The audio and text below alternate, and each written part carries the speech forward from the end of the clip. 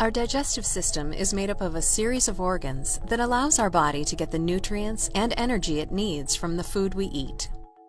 Digestion starts in the mouth, where chewing and saliva breaks down food so it is more easily processed by your body. Once you swallow, the food enters the esophagus, which is a muscular tube that connects the pharynx, or throat, to the stomach. The esophagus contracts as it moves food into the stomach. A valve called the lower esophageal sphincter, or LES, is located just before the opening to the stomach. This valve opens to let food pass into the stomach from the esophagus, and it prevents food from moving back up into the esophagus from the stomach. Next is the stomach, an organ with strong muscular walls.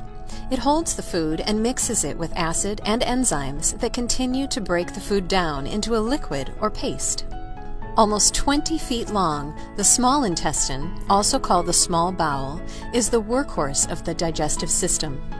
It will continue to break down food with enzymes released by the pancreas and bile released from the liver.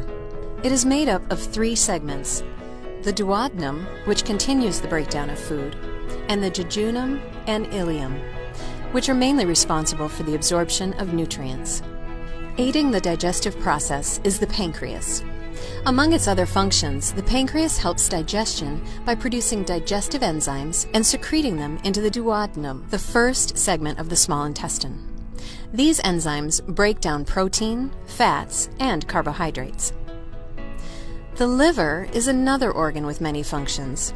Its main responsibilities in the digestive process are to make and secrete bile, and to process and purify the blood, which contains newly absorbed nutrients that are coming from the small intestine.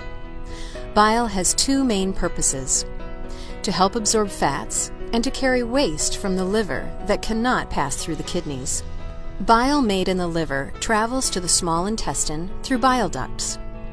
If the bile isn't needed immediately, it is stored in the gallbladder, which is a pear-shaped reservoir located just under the liver.